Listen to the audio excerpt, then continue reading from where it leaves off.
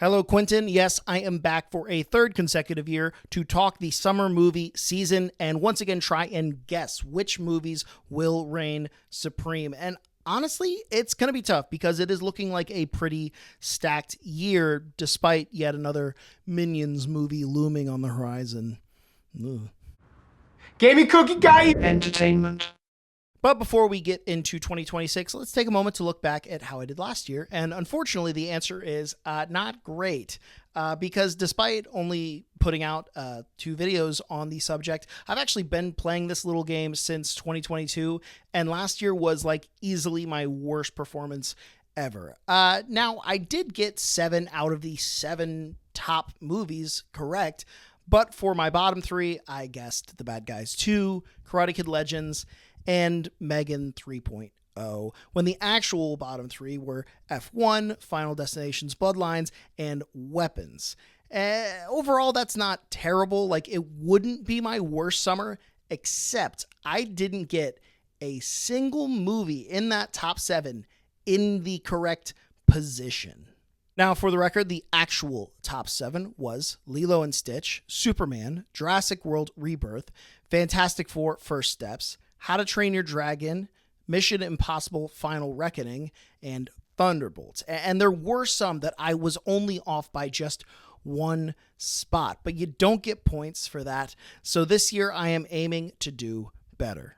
And with that aim, let's get right into it by talking about some movies that just missed the cut, because maybe the hardest spot for me to rank personally is that number 10 spot. It is the wild card pick. It could be any movie from any genre, comedy, action, horror, and all it needs to make really is around $120 million domestically. Like, I think Minions might make that in its first hour of release. Some movies here that I really considered adding to my top 10 were Scary Movie 6, Backrooms, Master of the Universe, and even Coyote vs. Acme. But the movie I ended up going with at number 10, the one I didn't want to leave off my list, is Mortal Kombat 2. This is a really difficult sequel to guesstimate for me. Usually you can kind of go off of what the first one made, but in this case, the first movie only made $42 million domestically.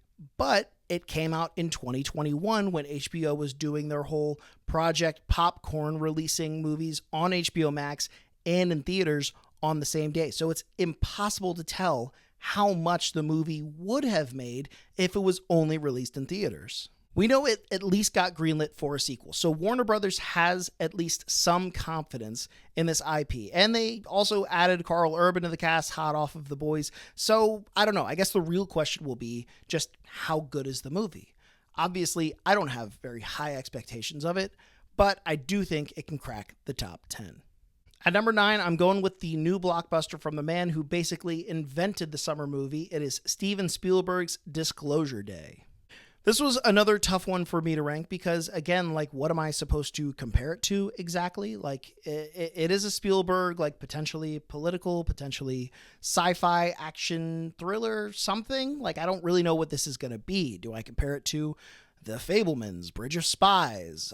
The movie I actually ended up thinking about when I was comping this was Super 8, because back in 2011, it grossed $127 million domestically. Now, we are in wildly different times in 2011. I don't have to tell you that. But I think the audience for this movie can absolutely still be there and still show up if Spielberg still has it in him, which, for the record, I think he does, which is why it is at number 9. At number 8, I am putting a movie that I potentially think could soar higher, even all the way up to potentially the top 5.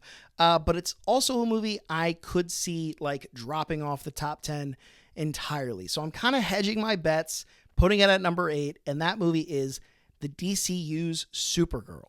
So last summer I was feeling the hype and I predicted Superman to finish number 1, and I was close. It actually finished number 2 with a solid $351 million domestically. Now on the flip side, I also bought into the Flash hype in 2023. I guessed that to finish at number 2, and it didn't even crack the top 10 with a $108 million domestic gross. Now I want to believe that this movie is going to be great, but I'm worried it has a lot going against it, and nothing I've seen from the trailers has really given me all that hope. So for now, number 8 is as high as I can go with this. At number 7 is the first movie that I am convinced, I am certain will make the top 10 because of our love of nostalgia and legacy sequels. I am putting The Devil Wears Prada 2. This is actually the movie that kicks off the summer movie season this year. It is on May 1st. It will set the tone for the whole summer, whether it flops or booms. There are plenty of reasons for optimism here, though. It has a relatively clean runway, pun intended, for a couple of weeks to get out to an early lead. The first movie, all the way back in 2006, was able to make $124 million domestic, so I can see myself being way low on this, actually. I am, I guess, kind of just hedging on it not really being able to live up to the first movie, but if this movie delivers on everything it seems to be promising, then I think it could actually be a lot bigger than I'm giving it credit for and going all the way into the top 5, but I'm keeping it 7. At number 6, I have put The Mandalorian and Grogu. Now, pre-2020, it would have been insane to put any Star Wars movie lower than the top 3, but this will be the first Star Wars movie since The Rise of Skywalker in 2019. And from that point on, Star Wars as a brand has exclusively moved to Disney Plus in the form of shows. And there hasn't been a ton of recent success, see Marvel shows, from translating streaming success to box office results. In general, the fan base seems to just have cooled for The Mandalorian and for the Star Wars brand as a whole, so I just don't know how much this will have in the tank. From what I'm seeing, this is tracking even lower than Solo did back in 2018 when it made $213 million domestic, and it itself was considered a financial failure. And while I hope this movie is a full return to form for Star Wars, I just don't know if I could see this being the movie to buck that downward trend. At number 5, I have another Disney property. It is the live-action remake of Moana. Now, this will make money. I have absolutely no doubt about that. I really don't think we're in for another Snow White flop like we had last year. I think for a number of reasons. Moana is generally more liked, and at the very least, it is more well-known than Snow White, at least to this generation. So the question is not, does this make money? The question is, how much does it make? Because last year, I thought I was putting Lilo and Stitch up high at number 4, and it finished at number 1 with $423 million. Now, I could be wrong, but I don't see that happening with Moana. I think it finishes more like The Little Mermaid did back in 2023, when it also finished in the number 5 position with $298 million. Normally, I would say this type of thing will come down to how good the movie actually is, but we know exactly how good this is going to be because it's a shot-for-shot live-action remake. You know what you're going to get before you go see it. At number 4, I have Christopher Nolan's latest epic with a take on one of the OG epics. It is The Odyssey. Now, the big question that could totally bust this pick is the rating, because at the time of writing this, I do not actually know if The Odyssey is rated PG-13 or if it's rated R, but I'm still going to lock it into my number 4 slot anyway. And the main reason for that is one word: IMAX. The Odyssey will command premium screens, and unlike most other movies coming out this summer, I think this is the movie to see in a premium large screen format. And with that comes more expensive tickets and a higher box office total. And even if it does get that R rating, I still don't feel too bad about this pick because Oppenheimer was a R-rated historical biopic, and it was still able to finish at number 4 in 2023 with $310 million total. It just might not have the ceiling at that point of a PG-13 movie.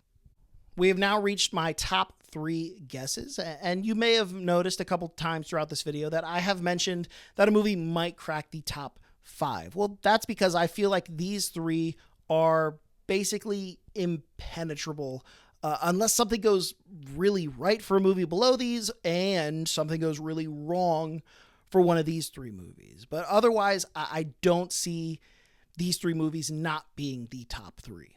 In fact, I could see any of these movies finishing at number 1, but I just have to go with what I think is least likely to do that big of numbers, least likely to explode in popularity. And so my third pick is going to be Minions and Monsters. The Minions and the Despicable Me movies and Illumination in general always do pretty well, whether we want them to or not. Now, generally, they do way better internationally, which is how they're able to consistently get near the $1 billion mark. But even the last couple movies in the franchise were able to finish in like the mid to high $300 million domestic. Like that's still not nothing. Eventually, I do think the steam will run out. I think the bottom will drop out. I think that the audience will probably stop showing up for the Despicable Me / Minions franchise. But until I see that happen, I'm gonna bet on the Minions. I would rather be too late to that than too early. For number 2, I went back and forth, but I ultimately settled on Spider-Man Brand New Day. Now listen, I love Spider-Man. I know the last Spider-Man movie that came out is a top 3 grossing movie of all time domestically, but that was the culmination of 3 franchises worth of Spider-Man movies. That was an event movie, and today is a brand new day. Having said that, Spider-Man has always been a box office hero. Homecoming was at $334 million. Far From Home did $391 million. Across the Spider-Verse did $381 million. This will make a lot of money, especially if it's good. But I don't think it will make the most money. That distinction, I believe, will go to none other than, and if you know the release schedule of the summer, you know what I'm about to say. I think it'll go to Toy Story 5. Both of the last 2 Toy Story movies have grossed over $400 million domestic, and I don't see this being any different. Family movies and animation consistently do well during the summer. After all, that's kind of the whole reason for the season. The only thing I could see blocking this movie from number 1 is if it's bad. And not just bad, but like truly unwatchably